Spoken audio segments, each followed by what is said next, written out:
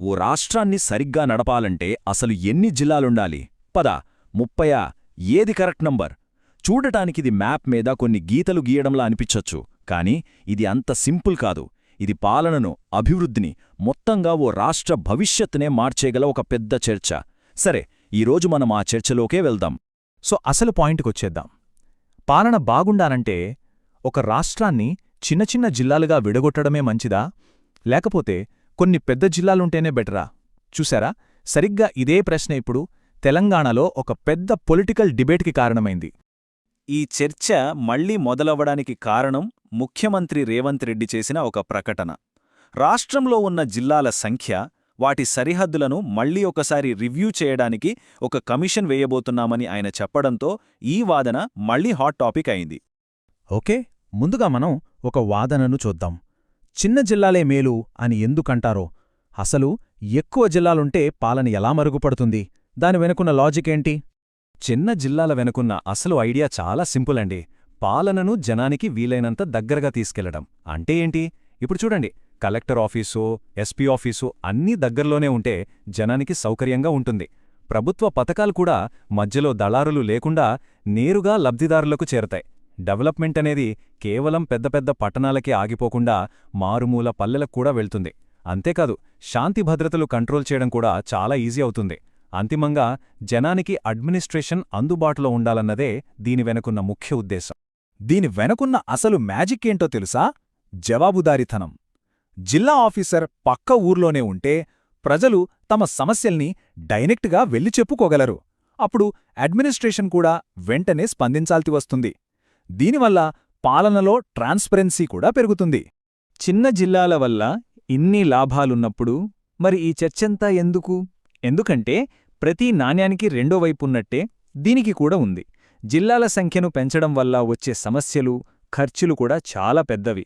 అందుకే జిల్లాల సంఖ్యను తగ్గించాలనే వాదన కూడా బలంగా వినిపిస్తోంది. ఈ స్లైడ్ మనకు రెండు పూర్తి భిన్నమైన పరిస్థితుల్ని చూపిస్తోంది. లెఫ్ట్ సైడ్ చూడండి, కొత్త జిల్లాలు అంటే కొత్త ఆఫీసులు, కొత్త సిబ్బంది, కొత్త వెహికల్స్. వీటన్నిటికీ అయ్యే ఖర్చు రాష్ట్ర ఖజానా మీద పెద్ద భారం. అంతేకాదు, ఉన్నట్టుండి ఇంతమంది సీనియర్ ఆఫీసర్లను ఎక్కడ్నుంచి తీసుకురావాలి? ఇప్పుడు రైట్ సైడ్ చూడండి, జిల్లాలను తగ్గించి హేతుబద్ధీకరిస్తే డబ్బు ఆదా అవుతుంది. ఆ డబ్బుని పెద్ద పెద్ద ప్రాజెక్టుల మీద పెట్టి నిజమైన అభివృద్ధిని చూపించచ్చు. రాజకీయ కారణాలతో సైంటిఫిక్గా ఆలోచించకుండా విభజన చేస్తే ఎలా ఉంటుందో చెప్పడానికిదో పర్ఫెక్ట్ ఎగ్జాంపుల్. ఒక జిల్లాలో కేవలం ఒకే ఒక్క అసెంబ్లీ నియోజకవర్గం ఉందట, మరో జిల్లాలో ఏకంగా 14 ఉన్నాయి. అంటే ఏంటి? దీనర్థం ఆ 2 జిల్లాలకొచ్చే అభివృద్ధి నిధుల మధ్య అసలు పోలికే ఉండదు. ఇది చాలా పెద్ద ప్రాంతీయ అసమానతలకు దారితీస్తుంది. కాబట్టి ఇక్కడ మనం అర్థం చేసుకోవాల్సిన ప్రమాదం ఇదే. జిల్లాల ఏర్పాటు వెనక పరిపాలనా సౌలభ్యం కాకుండా కేవలం రాజకీయ ప్రయోజనాలే ఉంటే అది చివరికి అడ్మినిస్ట్రేషన్నే ఒక సంక్షోభంలోకి నెట్టేస్తుంది. సరే, మంచి చెడుల గురించి చాలా మాట్లాడుకున్నాం. ఇప్పుడు అసలు విషయానికి వద్దాం. కొత్త జిల్లాలను ఎలా క్రియేట్ చేస్తారు? దీనికేమైనా రూల్స్, చట్టాలున్నాయా?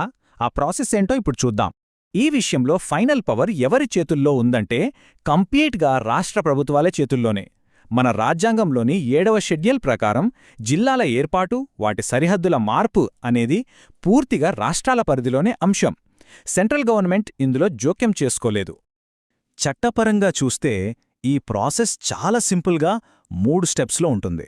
ఫస్ట్, రాష్ట్ర ప్రభుత్వం ఒక అఫీషియల్ నోటిఫికేషన్ ఇస్తుంది.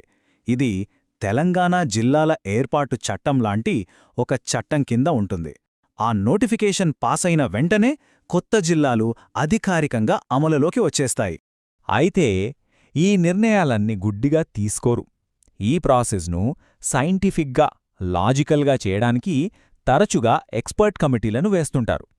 తెలంగాణ విషయంలో సిబ్బంది, రూల్స్, ఇంకా పరిపాలనను వికేంద్రీకరించడం లాంటి విషయాలపై సలహాలివ్వడానికి సిఆర్ బిశ్వాల్ కమిటీని వేశారు. ఈ కమిటీ కొన్ని చాలా ప్రాక్టికల్ సలహాలిచ్చింది. ఫర్ ఎగ్జాంపుల్, ప్రతి జిల్లాలో మినిమం ఎంతమంది రెవెన్యూ, పోలీస్, హెల్త్ స్టాఫ్ ఉండాలో లెక్కగట్టింది. జనాభాను బట్టి సిబ్బందిని సర్దుబాటు చేయమంది. అంతేకాకుండా ఫైళ్లు నెలల తరబడి తిరగకుండా జిల్లా లెవెల్లోనే డెసిషన్స్ ఫాస్ట్గా తీసుకునేలా రూల్స్ మార్చాలని కూడా సూచించింది. రైట్, ఇప్పటిదాకా మనం 2 వాదనలను విన్నాం. ఒకవైపు ఎక్కువ జిల్లాల వల్ల లాభాలు, మరోవైపు వాటి వల్ల నష్టాలు. మరి కరెక్టు దారి ఏది? ఈ రెండింటి మధ్య సరైన బ్యాలెన్స్ ఎలా సాధించాలి? బహుశా సమాధానం రాజకీయాలకు అతీతంగా ఆలోచించడంలోనే ఉందేమో. అందుకే ఇక్కడ మనం గుర్తుంచుకోవాల్సిన ఒకే ఒక కీలకమైన విషయముంది. చర్చ అనేది జిల్లాల సంఖ్య 10 ఉండాలా 30 ఉండాలా అని కాదు. అసలు లక్ష్యమేంటంటే ప్రజలకు ఎఫిషియెంట్గా సేవలు అందించగల ఒక బలమైన అడ్మినిస్ట్రేటివ్ సిస్టమ్ను నిర్మించడం. భవిష్యత్తులో ఏ ప్రభుత్వం జిల్లాల పునర్విభజన చేసినా ఈ 3 ప్రిన్సిపల్స్ని తప్పకుండా పాటించాలి. 1. ప్రాంతాల మధ్య ఉన్న తేడాలను సరిదిద్దాలి. 2. ప్రజల అభిప్రాయానికి ఎక్స్పర్ట్ సలహాలకు విలువ ఇవ్వాలి. 3. అన్నింటికన్నా ముఖ్యంగా నిర్ణయాలు కేవలం రాజకీయ లాభాల కోసం కాకుండా వాస్తవ పరిస్థితుల ఆధారంగా తీసుకోవాలి. చివరగా ఒక ప్రశ్నతో ముగిద్దాం. ప్రభుత్వాలు ఎన్నికల్లో ఇచ్చిన హామీలను నిలబెట్టుకోవడానికి ప్రయత్నిస్తాయి. కాని అదే సమయంలో రాష్ట్రాన్ని సమర్థవంతంగా నడపాలంటే కొన్నిసార్లు కఠినమైన ప్రాక్టికల్ నిర్ణయాలు కూడా తీసుకోవాలి. మరి ఈ రెండింటి మధ్య బ్యాలెన్స్ సాధించడం ఎలా? ఇది ఏ ప్రభుత్వానికైనా ఒక పెద్ద సవాలే కదా.